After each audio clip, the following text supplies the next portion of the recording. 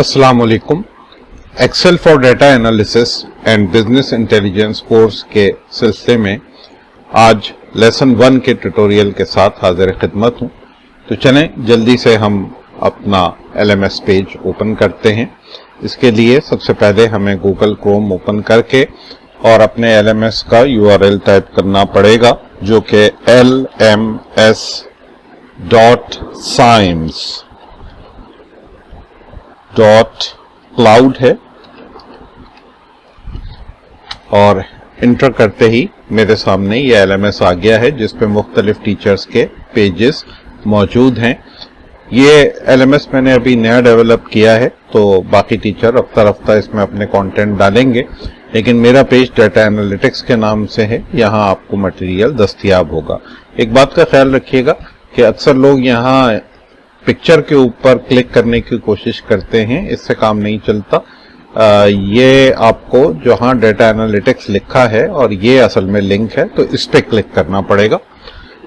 अब ये हमें लॉगिन परफॉर्म करना है। मैं यहाँ लॉगिन परफॉर्म कर रहा हूँ राफे के नाम से, और राफे का पासवर्ड है जी। ये मैंने पासवर्ड टाइप कर दिया है और अब मैं लॉगिन का बटन दबाता हूँ और ये लॉगिन हो गया है। अच्छा देखिए, अब यहाँ ये क्रोम हमसे पूछ रहा है कि क्या इस पासवर्ड को सेव करना है, तो मैंने इसको सेव कर लिया है क्योंकि मैं अपने कंप्यूटर पर काम कर रहा हूँ। लेकिन अगर आप कॉलेज के कंप्यूटर पे या किसी पब्लिक प्लेस पे काम कर रहे हैं तो हरगिज अपना पासवर्ड वहां पे सेव ना कीजिए। अपने पासवर्ड की हिफाजत आपकी जिम्मेदारी है। अब यहाँ पे हमें सेशन 1 इंट्रोडक्शन और सेशन 2 नजर आ रहा है। अच्छा, अब यहाँ मैं आपको ये भी बता दूं कि इस वक्त जो मैंने लॉगिन किया है राफे के नाम से, इनके प्रोफाइल को हम देखें तो इनका नाम वगैरह सब कुछ हमें नजर आ जाता है यहाँ से। लेकिन ये असल में मैंने अपना लॉगिन इसलिए नहीं किया कि अगर मैं यहाँ लॉगिन करता तो एडमिन होने की हैसियत से मुझे यहाँ बहुत सारी दीगर चीजें भी नजर आती जो आपको नजर नहीं आती। तो अब्दुल राफे को मैंने एज ए स्टूडेंट यहाँ लॉगिन करवाया है। अब इस पेज पे सेशन 1 और सेशन 2 मौजूद हैं। सेशन 1 पे हम क्लिक करेंगे और यहाँ पे सबसे पहले ये प्रेजेंटेशन है, कोर्स इंट्रोडक्शन। ये आप देखना चाहें तो देख लें, लेकिन जो काम हमें करना है वो असल में ये नीचे के 3 एक्टिविटीज नीचे की ये हमें करनी है। सबसे पहले देखिए, ये मंथली सेल डाटा फाइनल, और ये एक PDF फाइल है।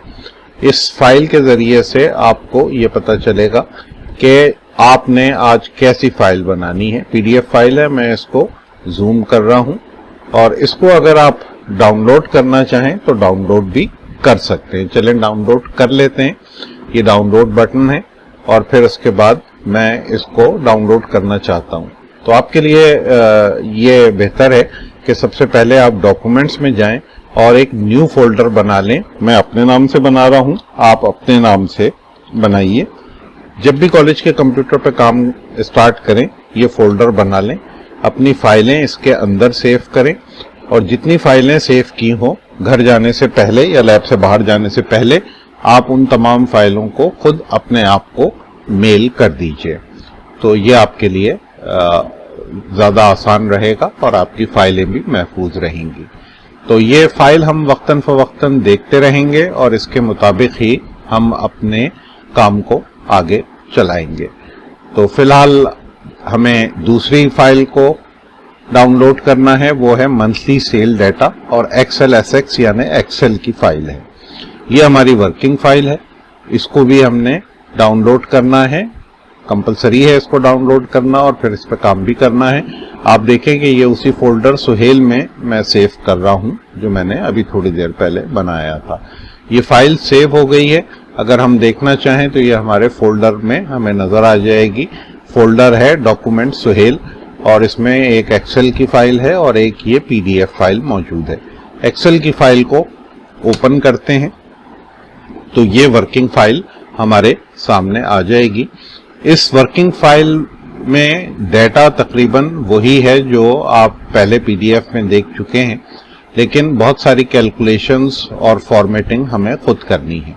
इसके लिए सबसे पहले हमें इनेबल एडिटिंग करना होगा, और बेहतर है कि हम इसे मैक्सिमाइज कर लें।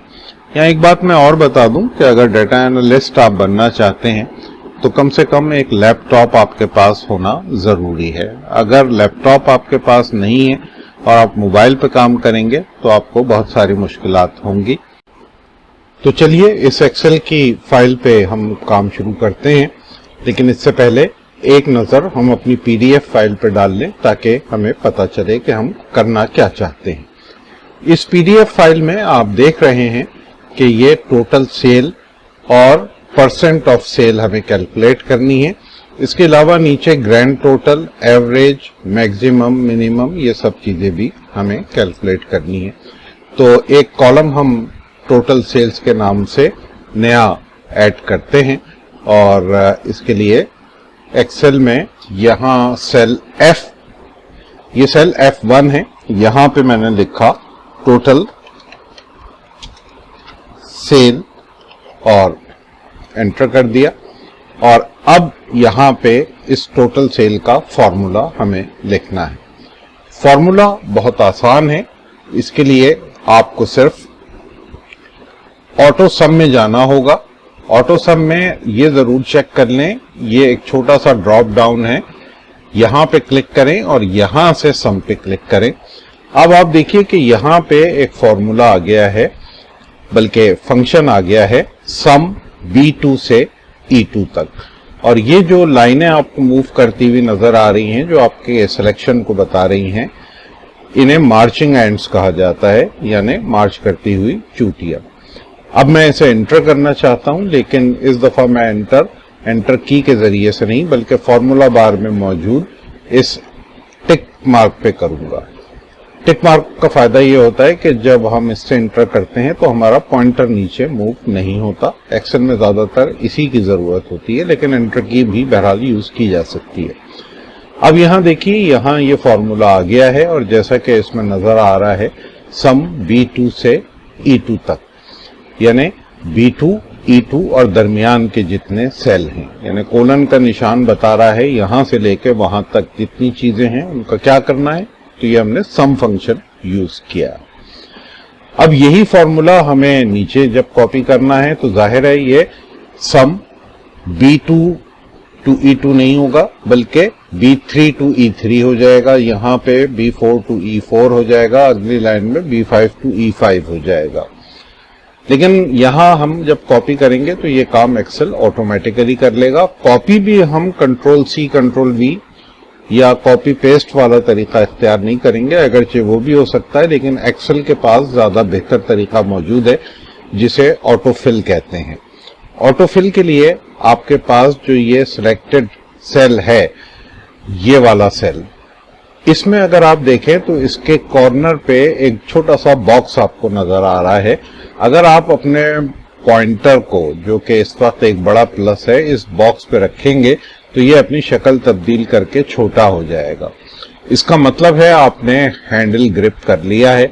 अब इस हैंडल को अगर आप ड्रैग करेंगे तो आप देखेंगे कि ये सारे नंबर अपेयर हो गए। असल में ये फॉर्मूला कॉपी हुआ है और यहाँ पे अगर मैं क्लिक करूं तो आप देख सकते हैं कि यहाँ फॉर्मूला B3 टू E3 है, यहाँ फॉर्मूला B4 टू E4 है, सो ऑन सो फोर्थ। तो अब मैं ये एक दफा अंडू कमांड यूज कर रहा हूं, Ctrl+Z, और इसके बाद एक दूसरा तरीका ऑटोफिल का बता रहा हूं। पहले मैंने ड्रैग किया था, अब डबल क्लिक करूंगा, लेकिन पहले हैंडल को ग्रिप करना जरूरी है। पॉइंटर को मूव करके बॉक्स पे रखा, अब हैंडल ग्रिप हो चुका है। एक्सेल में इस बात पे बहुत नजर रखनी होती है कि आपके पास पॉइंटर किस शक्ल में आ रहा है। हर पॉइंटर का कुछ ना कुछ मफहूम होता है। तो बहरहाल हैंडल ग्रिप का ये पॉइंटर है, इसमें मैंने डबल क्लिक किया तो ये तमाम सेल्स तक, जहां तक आखिरी सेल में जरूरत थी, ये फॉर्मूला खुद से कॉपी हो गया है। ये थी ऑटोफिल कमांड। अच्छा, अब एक काम और करना है, यहां पे हमें लिखना है percent of cell.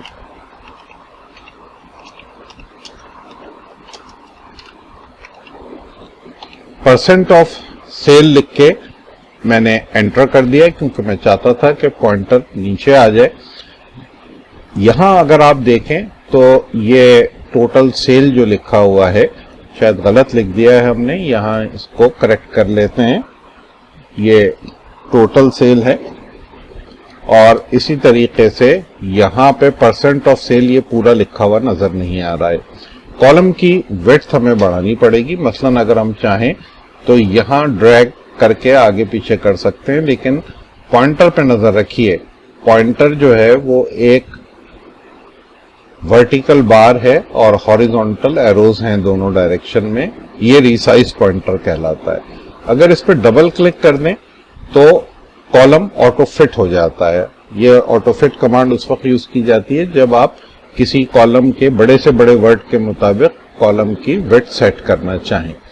Total sale के लिए हम F और G के बीच में डबल क्लिक करेंगे और इसी तरह नेम भी हमें बड़े करना है इस कॉलम को। इसकी विड्थ बहुत कम है तो मैंने इस पर डबल क्लिक कर दिया। तो इस तरह से जिस जगह भी विड्थ कम हो हम कॉलम की विड्थ को बढ़ा सकते हैं। अब हमें यहाँ पे परसेंट ऑफ सेल का फॉर्मूला लगाना है। परसेंट ऑफ सेल का फॉर्मूला ये होता है कि ये आयशा अब्बासी की जितनी भी सेल है इसको हम डिवाइड कर दें तमाम सेल्स ये का जो टोटल है, मगर अभी टोटल तो हमने निकाला ही नहीं, तो यहाँ हमें टोटल निकालना है और इसके लिए पॉइंटर हमने यहाँ पे रखा और उसके बाद ऑटो सम पे जाके और सम पे क्लिक कर दिया और फिर एंटर कर दिया। तो अब हमारे पास यहाँ पे टोटल सम आ चुका है। अगर हम लिखना चाहें तो इसके लिए हम ग्रैंड टोटल भी लिख सकते हैं। तो ये ग्रैंड टोटल हमारे पास आ चुका है और उसकी हेडिंग भी हमने लिख दी है। ऑटो फिट की मजीद जरूरत है तो यहाँ ऑटो फिट डबल क्लिक के जरिए से कर लिया। अब यहाँ हमें फॉर्मूला लिखना है तो हम लिख सकते हैं इक्वल टू और इस सेल पे क्लिक किया, यानी आयशा अब्बासी की total sale divided by grand total. ये भी सारी सेल्स का टोटल है। तो फॉर्मूले पे गौर कीजिए, देखिए फॉर्मूला आया है equal to F2 divided by F27। मैंने एंटर किया। अब ये फॉर्मूला यहाँ नजर आ रहा है 0.029। ये परसेंटेज तो ना हुई, असल में आपको आदत है हमेशा परसेंट कैलकुलेट करते वक्त मल्टीप्लाई बाय 100 करने की। एक्सेल में ऐसा नहीं करना है। इसकी बजाय सिर्फ आपको ये एक बटन है परसेंट का बटन, इस बटन को दबाने से परसेंट स्टाइल में ये नंबर हमें नजर आने लगेगा। 0.029 तकरीबन 3% राउंड हुआ है ये। लेकिन आप डेसिमल प्लेसेस बढ़ाना चाहें तो इंक्रीज डेसिमल है, अगर ज्यादा इंक्रीज हो जाए तो आप डिक्रीज भी कर सकते हैं। 2 डेसिमल प्लेस सूटेबल होते हैं। तो आयशा अब्बासी की परसेंट ऑफ सेल कैलकुलेट करने के बाद अब बाकी लोगों की परसेंट ऑफ सेल भी हमें कॉपी करनी है। ऐसा लगता है कि हम इस फॉर्मूले को सिंपली ऑटो फिल कर दें, चाहे डबल क्लिक या ड्रैग करके, तो हमें सही जवाब मिल जाएगा, लेकिन ऐसा होगा नहीं। देखिए ये डिवाइड ओवरफ्लो हो गया है। डिवाइड ओवरफ्लो उस वक्त होता है जब हम किसी भी नंबर को 0 से डिवाइड करें, मगर हमने तो डिवाइड ग्रैंड टोटल से किया था। ग्रैंड टोटल को अगर आप नोट करें तो ये सेल F27 में है। सेल F28 के ऊपर कुछ नहीं है, यानी 0 है, और इसके नीचे के तमाम सेल भी। जब ये formula equal to F2 by F27 copy हुआ तो नीचे आके ये F3 बाई F28 हो गया। F3 तो ठीक है, ये अहमद कुरैशी की टोटल सेल है, लेकिन डिवाइडेड बाय F28 होने की वजह से ये F28 पर अगर आप देखें तो 0 है। इसी तरह ये फॉर्मूला जहां जहां कॉपी होता गया F29, F30 और सो ऑन, ये सब जगह एरर आ रहा है। तो अब यहां हमें इस फॉर्मूले में एक तब्दीली करनी पड़ेगी। देखिए यहां मैंने इस फॉर्मूले को F27 को सिलेक्ट किया और उसके बाद मैंने F4 की दबा दी। F4 की एब्सोल्यूट की भी कहलाती है। अगर आप परेशान हो रहे हैं तो आप खुद से भी डॉलर का साइन लिख सकते हैं। याद रखिए कि अगर इस फॉर्मूले में F2 लिखा हुआ है तो ये रिलेटिव सेल रेफरेंस है, और $F $27 लिखा है तो ये एब्सोल्यूट सेल रेफरेंस है। किसी भी एब्सोल्यूट सेल रेफरेंस को जब हम नीचे कॉपी करते हैं तो वो अपने आप को तब्दील नहीं करता है। ये हर जगह $F $27 ही रहेगा, जबकि F2 रिलेटिव है, ये सेल के हिसाब से तब्दील हो जाएगा। यही हमारी रिक्वायरमेंट है कि ये जब नीचे आए तो F2 की जगह F3 F4 होता रहे, लेकिन डिवाइडेड बाय हमेशा F27 ही हो। तो हमने अपने फॉर्मूले में F27 को एब्सोल्यूट रेफरेंस में कन्वर्ट कर दिया है। अब मैं इसे इंटर करता हूं और डबल क्लिक करता हूं तो देखिए ये डिजायर्ड रिजल्ट हमें बिल्कुल सही मिल चुके हैं और अब यहाँ पे कोई एम्बिग्युइटी नहीं है। परसेंट ऑफ सेल कैलकुलेट करने के बाद अब हमें एवरेज, मैक्सिमम और मिनिमम कैलकुलेट करना है। तो पहले मैं हेडिंग्स लिख लूं और फिर इनका फॉर्मूला भी लिखा जाएगा। Average, maximum and minimum. Excel के पास बहुत सारे काम करने के लिए बने बनाए फंक्शन मौजूद होते हैं। फंक्शन भी असल में फॉर्मूले की ही एक किस्म है, लेकिन फंक्शन वो फॉर्मूला होता है जो एक्सेल के पास बिल्ट इन है, पहले से बना हुआ मौजूद है। एक फंक्शन जो अब तक हमने यूज किया वो सम फंक्शन था, लेकिन अब हम एवरेज, मैक्सिमम और मिनिमम फंक्शन का इस्तेमाल करेंगे। तो एवरेज कैलकुलेट करने के लिए हम दोबारा से ऑटो सम के ड्रॉप डाउन पे क्लिक करेंगे, यहां से एवरेज पे क्लिक करेंगे। मार्चिंग एंड्स आ चुकी हैं, अभी इंटर करना बाकी है। लेकिन अगर आप गौर करें तो एक गड़बड़ होने जा रही है, वो ये कि ये तमाम सेल ऊपर से नीचे तक सिलेक्ट हो गए हैं। इसमें ग्रैंड टोटल भी सिलेक्ट कर लिया है। मैं सिलेक्शन को दोबारा से कर रहा हूं और इस दफा मैंने सिर्फ इस रेंज को सिलेक्ट किया है जो लोगों की टोटल सेल है, ग्रैंड टोटल को इसमें शामिल नहीं किया। ये रेंज है F2 से F26 तक। अब मैं एंटर कर रहा हूं और यहां पे ये एवरेज कैलकुलेट हो गई है। ये डेसिमल में आई है। हम नंबरों के फॉर्मेट, नंबर वर्किंग कंप्लीट होने के बाद सारे सेट कर देंगे। अब यहां पे एक तरीका और हो सकता है, वो ये कि ऊपर जो ये बॉक्स है जिसे हम नेम बॉक्स कहते हैं, इस नेम बॉक्स से हम मदद लेंगे। पहले हम इस रेंज को सिलेक्ट कर लेंगे और फिर इसका एक नाम रखना चाहेंगे। तो यहां नेम बॉक्स में हमने क्लिक किया। हम इसका नाम टोटल सेल भी रख सकते हैं, लेकिन आसानी के लिए मैं इसका नाम TS लिख रहा हूं। एंटर करना जरूरी है एंटर की के जरिए से। अब ये एंटर होने के बाद अगर हमें एवरेज निकालनी थी तो यहां एवरेज में जहां हमने F2 से F26 लिखा था, यहां अगर हम TS भी लिख दें तो भी हमारा काम हो जाएगा। इसी तरीके से हमें मैक्सिमम लिखना है, तो इस दफा हम ऑटो सम से मदद लेने के बजाय यहां खुद लिखने की कोशिश करते हैं। इक्वल टू से हर फॉर्मूला शुरू होता है, या फंक्शन हो तो फंक्शन भी इक्वल टू से स्टार्ट होता है। और उसके बाद यहां मैक्सिमम के लिए मैंने M प्रेस किया। यहां M से शुरू होने वाले तमाम फंक्शंस नजर आ रहे हैं। मैक्स यहां मौजूद है, मैं इसमें डबल क्लिक कर रहा हूं और अब यहां पे रेंज बताने की जरूरत नहीं है, बल्कि रेंज का नाम चूंकि TS रखा जा चुका है तो TS लिख के और ब्रैकेट क्लोज करके मैंने एंटर कर दिया। इसी तरीके से अब मुझे यहां मिनिमम कैलकुलेट करना है, तो हस्बे मामूल इक्वल टू से इब्तिदा की और इक्वल टू के बाद यहां पे हमें मिनिमम लिखना है। तो मैंने M और I लिखा और अब ये MIN फंक्शन या मिनिमम फंक्शन पे डबल क्लिक किया और फिर यहां TS लिख के और ब्रैकेट क्लोज कर दिया और फिर एंटर कर दिया, चाहे तो एंटर की से कर दें। तो ये मैक्सिमम, मिनिमम, ग्रैंड टोटल भी हम कैलकुलेट कर चुके हैं, लेकिन इन नंबर्स का फॉर्मेट अभी हमें सेट करना है। अगर हम दोबारा से जाके अपनी इस फाइल को देखें जो PDF फाइल है, तो यहाँ तमाम नंबर 2 डेसिमल प्लेसेस और कॉमा सेपरेटर के साथ आ रहे हैं।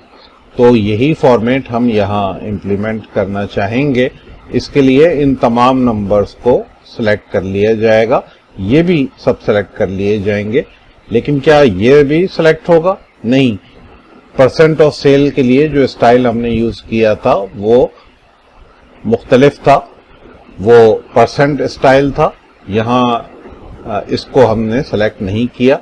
हम कॉमा स्टाइल अप्लाई करना चाहते हैं इन नंबरों पे जिन नंबरों को इस वक्त हमने सेलेक्ट किया हुआ है। तो इस तरीके से ये सारे नंबर हमारे आप देख सकते हैं कि कॉमा फॉर्मेट और 2 डेसिमल प्लेसेस में आ गए हैं, और percent of sale percent style में 2 डेसिमल प्लेसेस के साथ मौजूद है। अब एक नजर दोबारा से डाली जाए तो हमारी पीडीएफ हमें बताएगी कि यहाँ जो हमने मंथ्स के नाम लिखे हैं, जनवरी, फरवरी, मार्च, अप्रैल, ये पूरे अल्फाबेट यूज किए हैं, फुल नेम लिखे हैं। हमारे पास ऐसा नहीं है। और एक अहम चीज वो कि सीरियल नंबर हमने नहीं डाले हैं। तो अब हम ये चीजें डालने की कोशिश करेंगे। इसी तरीके से ऊपर हमें एबीसी कंपनी प्राइवेट लिमिटेड और सेल्स शीट 2025 भी लिखना है, जो हमारी इस वर्कशीट की हेडिंग्स है। तो चलिए एक्सेल में जाके ये काम फिर से करते हैं। जैन, फेब, मार्च, अप्रैल ये देखने के लिए हमें सबसे पहले एक चीज देखनी होगी, वो ये कि अगर सपोज करें मैं किसी भी महीने का नाम लिखूं 3 अल्फाबेट्स की मदद से और फिर इसको एंटर करके, और अगर मैं इसको ऑटोफिल करूं, ड्रैग कर दूं थोड़ा सा, तो आप देखें कि ये नाम खुद ब खुद तब्दील हो जाएंगे, नेक्स्ट, फैब और मार्च। और अगर यहाँ मैंने पूरी स्पेलिंग लिखी होती, मसलन मैं फरवरी लिख के और इसको एंटर करता हूं और फिर इसको ड्रैग करके नीचे लाता हूं, तो इस दफा ये सारे महीने आ गए हैं। और आपने देखा कि फरवरी से लेके जनवरी तक और फिर फरवरी रिपीट होने लग गया। यही काम हम डेज के साथ भी कर सकते हैं। अगर मैंने MON लिख के और इसको ड्रैग कर दिया तो फिर ये इसी तरीके से बाकी दिन आ जाएंगे। अगर मंडे की पूरी स्पेलिंग लिखी होती तो यकीनन यहाँ भी फुल डेज आ रहे होते हैं, मसलन ट्यूसडे, वेडनेसडे वगैरह। तो ये एक चीज होती है जिसे हम कहते हैं कस्टम सीरीज। ये एक्सेल में ऑलरेडी कस्टम सीरीज बनी हुई हैं मंथ के नेम और इसके अलावा डेज के नेम के लिए। मजीद कस्टम सीरीज कैसे बनाई जाती हैं आपके इस कोर्स में आगे आपको बताया जाएगा। तो यहाँ हमें अगर जनवरी की पूरी स्पेलिंग लिखनी है तो हम एक दफा लिखते हैं, बाकी जगह पे लिखने की जरूरत नहीं है। इसको सिंपली हम अगर ड्रैग कर दें तो ये हमारी कस्टम लिस्ट की मदद से ये खुद पूरी स्पेलिंग यहाँ पे आ गई है। अच्छा, अब इसके बाद हमें सीरियल नंबर डालना है। सीरियल नंबर डालने के लिए हमें जानना होगा कि किस तरीके से हमें सिलेक्शन करनी होती है। देखिए, सिलेक्शन मुख्तलिफ तरीकों से होती है।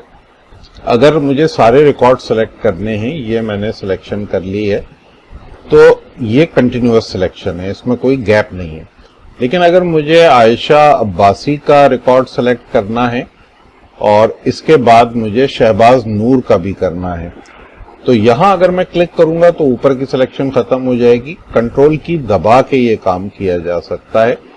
और अगर मुझे राबिया तारिक को भी सिलेक्ट करना है तो इस तरीके से उनको भी सिलेक्ट किया जा सकता है।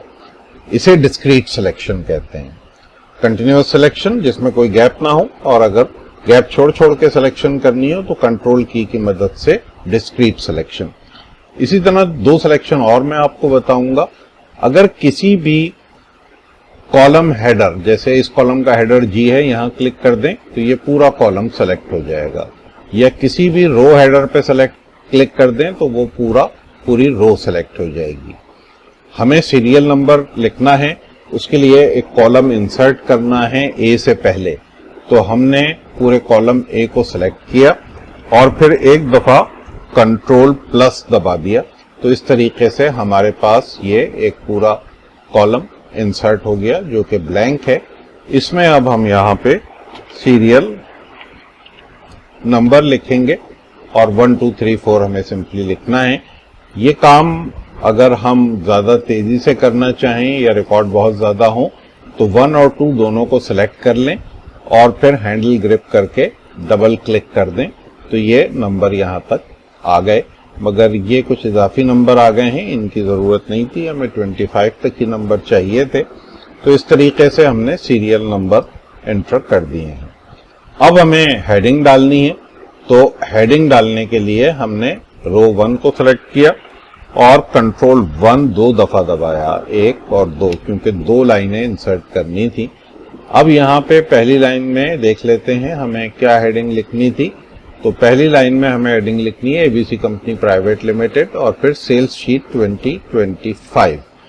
तो यहाँ एबीसी कंपनी प्राइवेट लिमिटेड लिखा और फिर एंटर कर दिया और फिर सेल्स शीट 2025 लिख के एंटर कर दिया।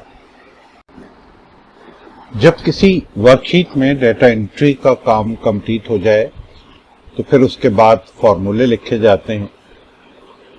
फॉर्मूले भी हम लिख चुके, हेडिंग्स वगैरह भी हम लिख चुके। अब अगला मरहला है फॉर्मेटिंग का। फॉर्मेटिंग का ताल्लुक अपीयरेंस से है। इसमें कलर्स, फॉन्ट्स, उनके साइज, बॉर्डर्स, शेडिंग, ये सब चीज़ें शामिल होती हैं। तो एक नज़र हम डालते हैं अपनी पीडीएफ पे और हमें सबसे पहले ये एबीसी कंपनी प्राइवेट लिमिटेड और सेल्स शीट ये सेंटर ऑफ द शीट में लिखना है।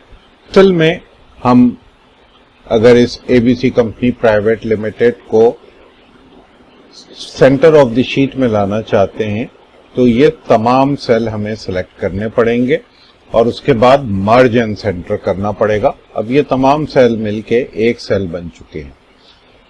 फिर उसके बाद यही काम सेल शीट के लिए किया जाएगा। दोनों एक साथ नहीं हो सकते थे, अलग अलग करना पड़ेगा। अब इनको एक साथ फॉर्मेट किया जा सकता है। मिसाल के तौर पे आप देखें ये होम मेन्यू है और ये फॉन्ट साइज इंक्रीज करने के लिए मैंने बस ये मुनासिब है फॉन्ट। अब इस फॉन्ट को मैं कलर चेंज करना चाहता हूं, लेकिन उससे पहले मैं बैकग्राउंड चेक करना चाहता हूं। तो ये फिल पे मैंने क्लिक किया और कोई ब्लू सा कलर था, सपोज ये कलर था या शायद ये कलर था, और फिर उसके बाद यहाँ फॉन्ट का कलर जो है वो मैंने वाइट सेट कर दिया है। तो इस तरीके से ये काम हम कर चुके हैं। इसके बाद हमें फिर से उस फाइल को देखते हैं, पीडीएफ को। तो यहाँ आप देख रहे हैं कि जितनी भी लाइनें हैं ऑल्टरनेट लाइंस का कलर मुख्तलिफ है। तो इसके लिए हमें डिस्क्रीट सिलेक्शंस करने पड़ेंगे। मसलन सबसे पहले ये पहला रिकॉर्ड और फिर कंट्रोल के जरिए से ये दूसरा, फिर उसके बाद तीसरा। शुरू में अगर कंट्रोल ना हो तो गलती के इम्कानात होते हैं। तो जब आप 4-5 लाइनें ऐसे कर लें तो फिर इनको फिल कर लीजिए और फिल के लिए हम ये कलर यूज कर रहे हैं। बाकी काम भी रफ्ता रफ्ता पूरा कीजिए। एक साथ करने के इंतजार में हो सकता है कि कहीं भी यह गलत क्लिक हो जाए और फिर उसके बाद नए सिरे से सारा सिलेक्शन करना पड़े। आगे चल के जब हम डेटा टेबल्स पे काम करेंगे तब आप देखेंगे कि ये लाइनें इतनी मेहनत नहीं करनी पड़ती है, बल्कि सिर्फ एक कमांड की मदद से ये ऑल्टरनेट कलर्स आ जाते हैं। तो इस तरीके से हमने ये सारा मैटर सेलेक्ट कर लिया है। हाँ, फॉन्ट का साइज अगर आप बढ़ाना चाहते हैं तो इन तमाम चीज़ों को सिलेक्ट करके और फॉन्ट का साइज थोड़ा सा बड़ा कर लें। और यहाँ से कुछ चीज़ों को अगर हम बोल्ड करना चाहें, मसलन ये चीज़ें मैं सारी बोल्ड करना चाहता हूँ और इसके अलावा ये सीरियल नंबर, बाकी चीज़ें तो हैं बोल्ड, लेकिन इस तरीके से इनको बोल्ड कर लिया। और फिर अब हमें बॉर्डर एंड शेडिंग, यहाँ पीडीएफ देखते हैं। पीडीएफ में आप देखें तो ये बॉर्डर एंड शेडिंग नज़र आ रही है। कुछ अच्छा नहीं है बॉर्डर, हम थोड़ा सा इसको चेंज करेंगे। तो इसको चेंज करने के लिए अब हम एक्सेल में वापस जाके इस सारे मटेरियल को सिलेक्ट करते हैं और अब यहाँ बॉर्डर एंड शेडिंग करने के लिए हम ये हमारे पास ऑप्शन मौजूद है बॉर्डर्स के लिए। इसके लास्ट में मोर बॉर्डर्स लिखा हुआ नजर आ रहा है। सबसे पहले हम जो भी बॉर्डर वगैरह इस वक्त नजर आ रहे हैं नन करके इनको खत्म कर देंगे।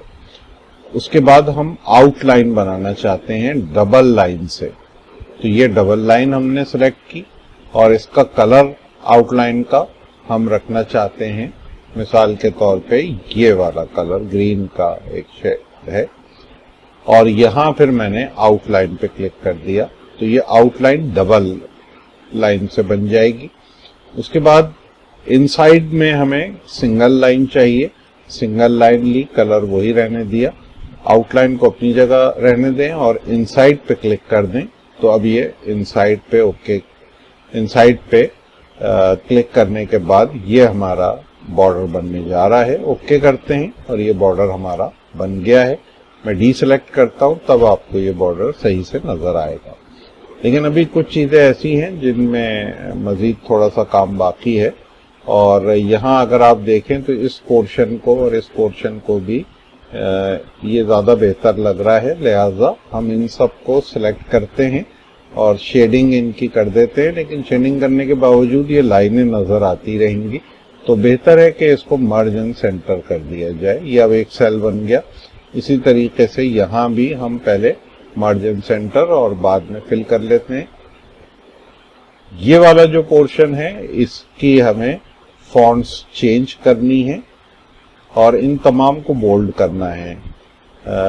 ये फिगर और ये तमाम चीजें बोल्ड करके इसका फॉन्ट कलर हमें ये वाला यूज करना है या इससे भी कोई डार्क यूज करना चाहें तो कर सकते हैं। इसी तरीके से अगर हम चाहें तो ऊपर हेडिंग को भी मजीद बोल्ड कर सकते हैं।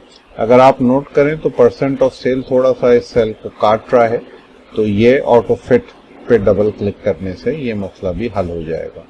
अच्छा, एक चीज ये कि यहाँ इन दोनों के बीच में एक लाइन आ गई है लेकिन ये लाइन हमें नहीं चाहिए। सेलेक्ट करें और दोबारा से मोर बॉर्डर्स पे जाएं और ये बीच की लाइन इनके ये हटा दें। 2 दफा क्लिक करना पड़ा और अब ये लाइन यहाँ से बीच में से हट गई है। तो इस तरह से हमारा फॉर्मेटिंग का काम भी तकरीबन कंप्लीट हो गया। एक नजर और देख लेते हैं।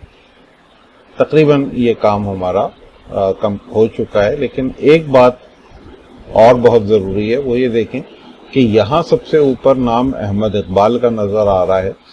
उसकी वजह है अहमद इकबाल की से अगर आप सेल देखें तो इनकी टोटल सेल का अमाउंट सबसे ज्यादा है और जाहिर है टोटल सेल सबसे ज्यादा है तो परसेंट ऑफ सेल भी इनकी सबसे ज्यादा है।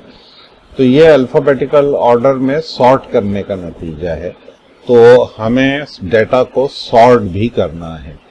ये काम फॉर्मेटिंग से पहले भी किया जा सकता था, बाद में भी किया जा सकता है। तो सॉर्ट जिस डेटा को करना है, अगर हम इस डेटा को सिलेक्ट करें तो ये भी सॉर्टिंग हो सकती है। लेकिन अगर आपके पास हेडर्स मौजूद हैं तो इन हेडर्स को सॉर्टिंग में ज्यादा बेहतर तरीके से इस्तेमाल किया जाता है। इस वक्त जो सिलेक्शन किया है मैंने जानबूझ के इसमें गलती की है ताकि ये कॉमन मिस्टेक है। हमने सीरियल नंबर को भी सिलेक्ट कर लिया है। उसूलन हमें सीरियल नंबर को सिलेक्ट नहीं करना चाहिए था। क्यों, उसकी वजह अभी आपको समझ में आ जाएगी। सॉर्टिंग करते हैं तो वहीं ऑटोसम के करीब करीब आपको सॉर्ट एंड फिल्टर का ऑप्शन मिलेगा। इस पे क्लिक करें।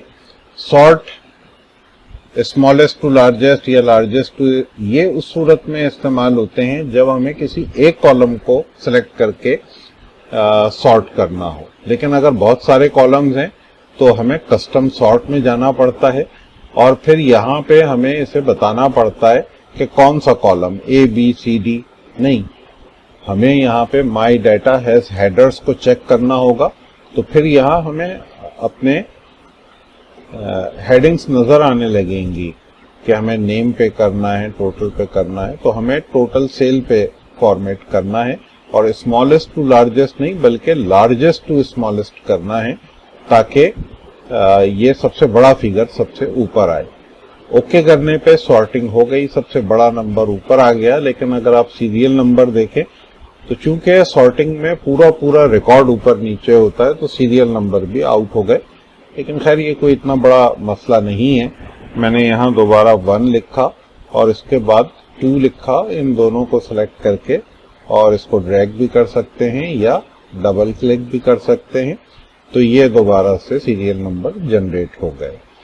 तो इस तरीके से हमारी सॉर्टिंग भी कंप्लीट हो गई है। सॉर्टिंग का काम कंप्लीट होने के बाद एक नजर और डाल लेते हैं कि अब कोई काम बाकी रह गया हो तो उसे हम पूरा कर लें। हाँ देखिए, ये एक बैनर बनाना है जिसमें डेवलप्ड बाय और मोहम्मद अली या जो भी स्टूडेंट का नाम है वो लिखना है। यहाँ नहीं लिखा, लेकिन आपको GR नंबर भी लिखना है और डेट लिखनी है जिस दिन ये काम आपने कंप्लीट किया है। तो चलें एक्सेल में हम बैनर बनाने की कोशिश करते हैं। उसके लिए हमें इंसर्ट में जाना पड़ेगा और इंसर्ट में शेप्स, और शेप्स में स्टार्स एंड बैनर्स में से ये बैनर हमने सिलेक्ट किया। और उसके बाद यहाँ ये प्लस का निशान मेरे पास है, ये डिजाइनिंग के लिए यूज होता है। अब यहाँ पे मुझे टेक्स्ट ऐड करना है, तो यहाँ एडिट टेक्स्ट में जाएंगे और एडिट टेक्स्ट में जाने के बाद मैंने यहाँ लिखा, अगली लाइन में मुझे लिखना है GR नंबर, लेकिन यहाँ मैं एंटर करूंगा तो ये अगली लाइन में पॉइंटर नहीं जाएगा। इसके लिए कंट्रोल और शिफ्ट दोनों कीज को दबा के रखना है और फिर उसके बाद एंटर करना है, जिससे ये कर्सर अगली लाइन में जाएगा। और यहाँ पे मैंने लिख दिया GR नंबर और हम सपोज कर लेते हैं कि GR नंबर जो है वो 0012 है। और इसी तरीके से एक दफा फिर शिफ्ट और एंटर किया और उसके बाद नहीं, शिफ्ट और एंटर से काम नहीं होगा, कंट्रोल शिफ्ट और एंटर से ये काम होगा। तो कंट्रोल शिफ्ट और एंटर से अगली लाइन में जाके यहाँ पे हमने डेट लिख ली। अब यहाँ से इस सारे टेक्स्ट को सिलेक्ट कर लें और इसको हम सेंटर करेंगे। होम टैब चाहिए होगा तो यहाँ होम टैब पे क्लिक किया और सेंटर कर लिया। ये सेंटर आप देख रहे हैं कि वर्टिकली सेंटर हुआ है और ये सेंटर हॉरिजॉन्टली सेंटर हुआ है, हमें इसी तरीके से चाहिए था। फॉन्ट का साइज थोड़ा बड़ा करेंगे और फॉन्ट का कलर हम चेंज करेंगे। हमें ये कोई डार्क ब्राउन कलर चाहिए। इसके बाद यहाँ हमारे पास फिल कलर भी मौजूद है, यहाँ से कोई फिल कलर हम ले लेंगे। तो इस तरीके से ये हो सकता है ये कलर वो ना हो जो PDF में है, लेकिन बहरहाल ये आप कर सकते हैं। और फॉन्ट साइज थोड़ा सा चलें और बड़ा कर लेते हैं। तो इस तरीके से ये काम अब कंप्लीट हो चुका है। एक्सेल की फाइल भी बन चुकी है, सॉर्टिंग भी हो चुकी है, बैनर भी हम बना चुके हैं। अब इस फाइल को सेव करने का मरहला है। मैंने सेल A1 पे क्लिक किया। जब हम किसी भी फाइल को ओपन करते हैं एक्सेल की, तो वो उस जगह से नजर आती है जहां पे हमने उसे सेव किया होता है। तो फाइल पे जाते हैं और इसको सेव नहीं करना है, आपने सेव एज करना है, ब्राउज करना है और फोल्डर वही मैंने सुहेल के नाम से ये फोल्डर बनाया हुआ है, इसी में ये सेव हो रही है। लेकिन उसूलन मुझे जो है राफे के नाम से बनाना चाहिए था। बहरहाल मैं यहाँ पे A1 लिख रहा हूँ, असाइनमेंट 1, फिर डैश और फिर राफे और फिर डैश 0012 जो कि GR नंबर है, ताकि ये फाइलें जब मेरे पास आए तो मुझे पता चले असाइनमेंट 1 है, स्टूडेंट का ये नाम है और GR नंबर ये है। तो इस फाइल को हमने सेव कर दिया। तो इस तरीके से ये फाइल सेव हो गई है। अब इसको अपलोड करने का मरहला आता है, तो उसके लिए हमें जाना पड़ेगा अपने लर्निंग मैनेजमेंट सिस्टम में। और ये हमारा लर्निंग मैनेजमेंट सिस्टम है जो पहले से खुला हुआ था। अपलोड एडिटेड फाइल, ये चीज असल में असाइनमेंट कहलाती है, ये सिंबल असाइनमेंट का है। अपलोड एडिटेड फाइल पे मैंने क्लिक किया और उसके बाद यहाँ ऐड सबमिशन पे मैंने क्लिक किया। ऐड सबमिशन के बाद यहाँ फाइल अपलोड करनी पड़ेगी। चूज फाइल पे क्लिक करना पड़ेगा और जो फाइल हमारे पास यहाँ मौजूद थी इस फाइल पे क्लिक किया और ओपन किया और फिर यहाँ से ये फाइल चूज हो चुकी है। एक्सेल की फाइल है, अपलोड कर दें इसे। ये फाइल अपलोड हो गई है। क्या मुझ तक पहुँच गई है? नहीं, मुझ तक नहीं पहुँची। अभी सेव चेंजेस पे क्लिक करना पड़ेगा, फिर सबमिट असाइनमेंट पे क्लिक करना पड़ेगा और कंटिन्यू पे क्लिक करना पड़ेगा। अब ये फाइल मुझ तक पहुंच चुकी है और मेरी ग्रेडिंग के बाद इसके रिजल्ट आप तक पहुंच जाएंगे। तो इस तरीके से आज का जो काम आपको बताया गया था वो कंप्लीट हो गया। नेक्स्ट क्लास में जब आप कंप्यूटर लैब में आएंगे तो ये सारे काम जो आपने किए हैं ये सब मुझे करके बताने पड़ेंगे। मैं कोई और फाइल आपको दूंगा, उसमें और लोगों के नाम और डेटा मुख्तलिफ होगा, उसको आप इसी तरीके से कैलकुलेट करके और फॉर्मेट करके मुझे दिखाएंगे। लिहाजा इस वीडियो को तो देखना ही है, इसके बाद वाली सेशन 2 की वीडियोस को भी देखिए और अपने आप को तैयार कीजिए अगली क्लास के लिए। अल्लाह हाफ़िज़।